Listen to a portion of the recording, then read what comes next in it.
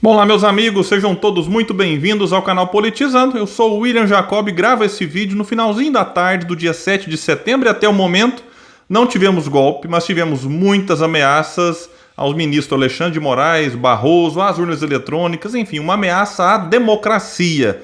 Bolsonaro, que apostava muitas, se não todas as suas fichas nesse dia 7 de setembro, por ser o dia da independência do Brasil, e aí criou-se a expectativa de uma nova independência. Eu posso afirmar que ele, Bolsonaro, acaba este dia mais enfraquecido do que começou. Por quê? Porque os protestos, como muitos reconhecem, foram, assim, de certa forma, desastrosos para o governo. E alguém pode pensar, William, mas como você fala isso se Bolsonaro conseguiu reunir, segundo apontam algumas estimativas, em torno de 100 mil pessoas em Brasília e de 100 mil pessoas na Paulista, um pouco mais, um pouco menos, depende aí do levantamento. Eu digo isso porque em ambos os locais, que eram aqueles que contariam com a presença e contaram com a presença de Bolsonaro, você tinha ali uma expectativa de mais de 1 milhão. Então, em São Paulo, era estimada a presença de 2 milhões de pessoas. Então, aquilo que parece muito, olhado de um jeito, pode parecer pouco de outro. E por que mesmo assim, 100 mil pessoas que seja, não é tanta coisa? Pensem comigo, ele, Bolsonaro, tem 25% das intenções de voto agora, segundo aponta a maioria das pesquisas. E claro, isso aqui, meus amigos, são apoiadores mesmo, são aqueles que, mesmo que estejam com Bolsonaro com medo do Lula, são aqueles que ainda encontram argumentos para defender o governo. E isso significaria, se a gente pegar agora 25% dos eleitores para 25% da população, mais de 50 milhões de pessoas, incluindo aí crianças, pessoas que não votam ainda, que apoiariam Bolsonaro. Até porque nessas manifestações você vê vários que não são nem assim, não tem nem título de eleitor, mas lá estão. E aconteceu o quê? Muitas pessoas saíram de várias cidades menores em que não se tem protestos a favor do governo, manifestações que sejam, e foram para Brasília, foram para São Paulo, cidades vizinhas a Uberlândia, até Uberlândia mesmo, saiu ônibus, saíram caravanas, muitas delas, não as daqui eu não tenho informação exata, mas pelo Brasil sim, bancadas e financiadas com dinheiro que vem de apoiadores de Bolsonaro, que inclusive serão investigados. E aí o que você tem? Até vídeos de gente recebendo R$100, pessoa comemorando lá, né? Beleza, não, nem acreditei que era verdade, toma aqui, pegou 100zinho, ganhava camiseta, alimentação, hotel. Enfim, foi um negócio organizado com muita antecedência, envolvendo muito dinheiro, que contou com a divulgação de Bolsonaro, que está com uma agenda, nessas semanas que antecederam o 7 de setembro, de candidato, passou pela minha cidade, Uberlândia, me matou de vergonha aqui. Então você tem um presidente populista convocando os seus apoiadores para este dia 7 de setembro, que era tão falado. E no fim você teve uma manifestação que você considera muito abaixo daquilo que eles imaginavam. E aí o que acontece? O governo sai disso mais enfraquecido. Digo governo sim, Bolsonaro é o presidente, é o chefe do governo. E hoje o que a gente vive nesse clima aqui agora? As pessoas meio que aliviadas. Ufa, não teve golpe. E ao mesmo tempo já começam a sonhar com o quê? Com um possível impeachment. Porque o fiasco das ruas, ele mostra para a classe política que Bolsonaro não está tão forte quanto ele imaginava e quanto muita gente imaginava. E eu dizia que não está. Porque muitos dizem assim, não podemos banalizar o impeachment. Outros dizem, o impeachment poderia trazer um caos, poderia trazer algum problema com as ruas. E o que aconteceu hoje mostra que, olha, o impeachment pode acontecer tranquilamente porque Bolsonaro não está tão forte quanto ele imaginava. E aí o que a gente começa a perceber? Alguns partidos até então com esse discurso, não podemos banalizar o impeachment, já dando sinais de que sim, agora pode. O Kassab já dá declarações aí que deixam o governo de orelha em pé, porque o Kassab, além de ser o presidente do PSD, que é a quinta maior bancada lá na Câmara, é alguém que se articula muito bem com outros partidos, é um político muito habilidoso e quando o Kassab fala é bom a gente prestar um pouco de atenção. E ele até disse nessa semana que caso a escalada antidemocrática do presidente continuasse, o partido poderia então apoiar o impeachment. E eu acho que agora, Kassab, não faltam mais motivos para isso. O que a gente teve hoje, mesmo não tendo um golpe como muitos bolsonaristas imaginavam, É algo que não pode passar despercebido por líderes como ele, como o Gilberto Kassab. O PSDB, sétima maior bancada na Câmara, fará uma reunião nesta quarta extraordinária para definir pelo apoio ao impeachment. Dória, que nunca tinha manifestado a favor, Dória, hein? Sempre ali dando um jeitinho, né?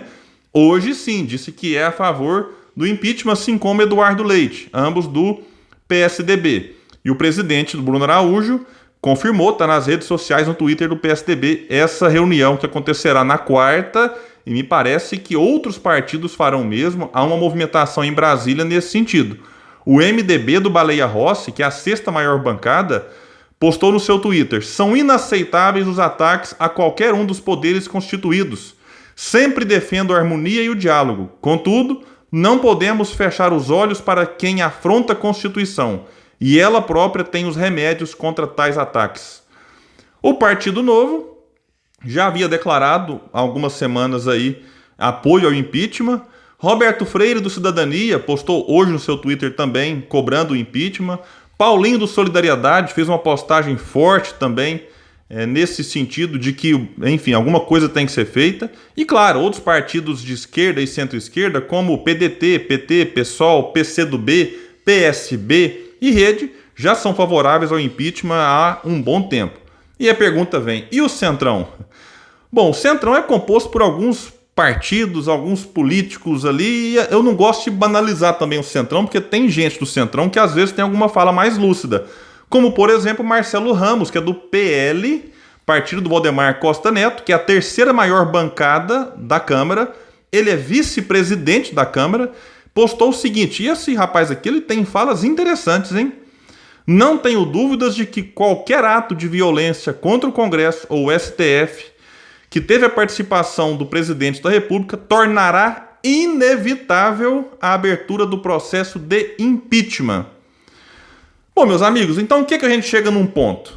Tudo depende do Lira e de outros personagens do Centrão para forçarem o Lira. O Centrão, ele tem também ali um sentido de salvar a própria pele. Ano que vem é ano de eleição. E aí? Eles querem voltar para suas bases, ter que encarar o eleitorado sendo cobrado ali, porque Bolsonaro está com uma rejeição tão alta que as pessoas olham e falam, meu Deus, você não apoiou o impeachment? Isso pode pesar numa eventual reeleição daqueles que estão eleitos. Juntando com esse sentimento de que sempre em toda eleição você tenta renovar, enfim, eles podem então, pensando em salvar a si mesmos, dizer, olha, chega aqui ao limite, então passo também a apoiar o impeachment. Há muita gente que diz ali que o Centrão, vamos tratar agora a grosso modo assim, ele fica no barco afundando até o limite. Quando percebe que não dá mais, ele abandona o barco para salvar a si mesmo, pega ali um botezinho e deixa o barco afundar. Então esse é o que a gente pode observar com o Centrão daqui para frente. Fiquemos atentos a isso. E o Lira? Até o momento em que eu fecho a edição deste vídeo, ele não postou nada nas suas redes sociais, pesquisei aqui na internet, nada. Lira está em silêncio. O que pode ser bom para o Bolsonaro, pode ser ruim, dependendo do que ele venha a falar depois. E hoje o que acontece? Ele foi convidado para estar com Bolsonaro e não foi. Ele, assim como Pacheco e Fux, foram convidados e recusaram o convite. Não participaram ali daquela fala do Bolsonaro em Brasília. E hoje ele tem mais de 100 pedidos de impeachment, então pedidos para dar o andamento não faltam. E ele senta em cima de todos eles, nem aceita nem recusa e se fortalece diante de Bolsonaro. Isso eu acho que é um erro que a gente precisa resolver logo logo. Lá atrás, Lira disse que a democracia tem os seus remédios, alguns são amargos e outros fatais. Até quando, Lira, vamos ter que esperar chegar esse momento na sua percepção? O Maia, quando foi presidente, não aceitou os pedidos que lá estavam porque disse que não havia clima político ali na Câmara para aprovar. Mas e se esse clima agora for construído? Então é necessário a gente ficar muito atento, até pegando aqui um gancho do Maia com o Baleia, que eu falei um pouco antes, presidente do MDB, o Maia tentou reeleger o seu sucessor. Não foi bem sucedido. Por quê? O Lira foi alguém eleito pelo governo. E o que eu quero dizer com isso? Caso o Lira aceite um pedido de impeachment, é diferente de um pedido aceito pelo Maia, que era visto pelos bolsonaristas, como ainda hoje, como inimigo do governo. E se o Baleia fosse eleito e hoje aceitasse um pedido de impeachment, ele também seria visto como inimigo do governo. O Lira não. Então, quando o Lira foi eleito, eu pensei nisso. Falei, puxa, se tem alguma coisa boa para a gente tentar se apegar quando ele aceitar o pedido de impeachment, os governistas e os bolsonaristas não poderão se queixar de que estão sendo perseguidos por um comunista, como muitas vezes eles acusam Maia e outros. Para eles, a Globo é comunista, para a gente ver o nível de entendimento desse povo. E claro, se o impeachment passa na Câmara, no Senado eu acho que não teríamos tantos problemas, até porque ele acabou de dar uma derrota vergonhosa para o governo na questão da mini-reforma trabalhista. Ainda bem, os trabalhadores agradeceram o Senado. E se o impeachment não sair, eu acho que Bolsonaro perde de forma vergonhosa em 2022. Podem anotar aí e me cobrar. Isso se ele puder ser candidato, porque ele pode chegar lá inelegível. Por que eu acho que ele chega, se ele chegar, ele perde? Porque um presidente da República, a sua popularidade ela é afetada muito pela economia. E hoje a economia está com muitas dificuldades, não dá sinais de recuperação. O crescimento do PIB deste ano é simplesmente uma recuperação do tombo do ano passado. As pessoas não sentem isso no bolso. Tem inflação, tem desemprego, tem precarização do trabalho, informalidade, enfim, é um cenário catastrófico que Bolsonaro precisaria primeiro de uma certa estabilidade política que não acontece por causa dele. Ele provoca a instabilidade.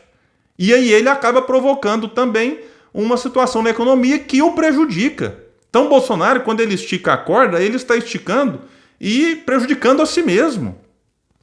Então a sua popularidade está afetada, as pesquisas registram isso e não observamos nenhum sinal de recuperação. Vários institutos, salvo um ou outro aqui, mostram Bolsonaro em queda, lenta, mas uma queda que quando a gente pega 3, 4, 5 meses atrás dá uma diferença maior. E eu apostaria que Bolsonaro, radicalizando mais o discurso, vai perder ainda mais. Então, somado à questão da economia, a essa radicalização, vai sobrar com ele o núcleo duro, que nós chamaríamos do bolsonarista raiz, que giraria ali 12%, 15%, apontam alguns, e isso não seria o suficiente nem para levá-lo ao segundo turno. Então, eu me arriscaria a dizer que em 2022, caso Lula realmente seja candidato, que pode não ser, nós teríamos Lula e Ciro Gomes no segundo turno. E aí, um palpite meu, eu acho que o Ciro ganha, porque o PT e o Lula serão cobrados pelas contradições e pelos erros enquanto estiveram no poder. E se Bolsonaro se fragiliza, esse medo que muitos têm do fascismo, ele também cai. E Lula perde, porque muitos estão com Lula hoje por conta do medo que tem do Bolsonaro, medo que o Lula mesmo faz questão de ressaltar e de lembrar que ele é a democracia e só ele, e Bolsonaro é o fascismo. Isso acaba colando na mente de alguns. Na medida em que Bolsonaro cai, Lula tende a cair também, e acredito que o Ciro, baseado até nas pesquisas recentes, tende a crescer. E aí sim, eu acho que nós teríamos um segundo turno bem interessante para o país. Lula, ou o candidato do PT, e Ciro. E eu repito, acredito que o Ciro leva essa. Meus amigos, é isso. E só para fechar, eu quero pedir inscrição no canal. Eu me empolguei, esqueci lá no começo. Quem puder se inscreva, ativa a notificação. Só uma pequena homenagem aos bolsonaristas que vierem até aqui. Fabrício Queiroz, ele sim esteve nas manifestações. Participou da manifestação pró-Bolsonaro no Rio e foi tietado por apoiadores do presidente. Ex-assessor e ex-motorista do senador Flávio Bolsonaro, Queiroz é investigado pelo Ministério Público por suposto esquema de rachadinha no gabinete de Flávio na época em que ele era deputado. Bom, então é isso, meus amigos. Sem golpe, viva a democracia. Sigamos em frente. Até o próximo vídeo aqui no canal Politizando.